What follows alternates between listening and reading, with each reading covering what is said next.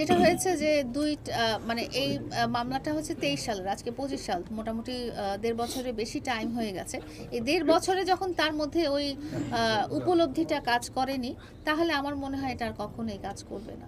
এই মুহূর্তে আর সম্ভব না আসলে আমার লাইফে ফেরত আসার, বাট আমি দোয়া করবো সে যেন তার নিজের লাইফটা সুন্দর করে গুছিয়ে নেয়, এটাই আমার দোয়া থাকে। লায়লা যেই মুহূর্তে একটা সুইটেবল জীবনসঙ্গী পেয়ে যাবে তখনই বিয়ে করে ফেলবে, এবং আপনাদের সবাইকে দাওয়াত দেওয়া হবে।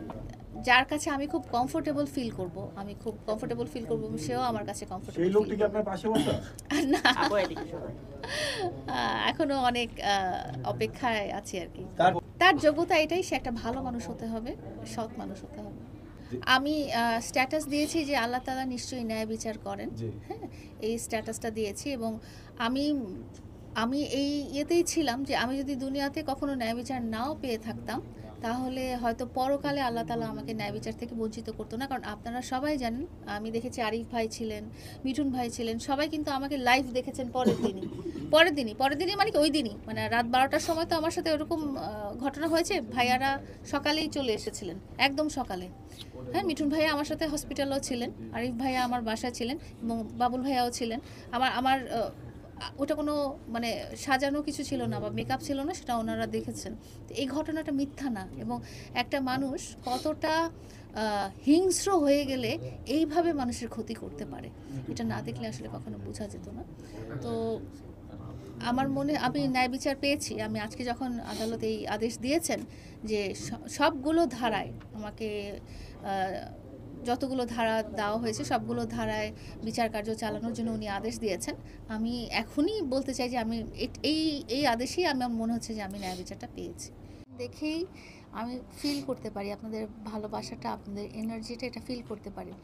সেম মানে আপনারা যেরকম আমাকে ভালোবাসেন, আমিও আপনাদেরকে ওভাবেই ভালোবাসি। তো এই জিনিসটা আসলে ওইভাবেই কাজ করে যে ভালোবাসলেই আপনি বাধ্য যে আপনাকে যে মানুষটা ভালোবাসে তার জন্য একটা সফট কর্নার হবেই।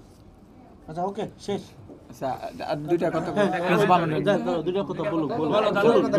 প্রিন্স মামুনের যে কাজটা করছে এটা আসলে ওনার ঠিক হয় নাই।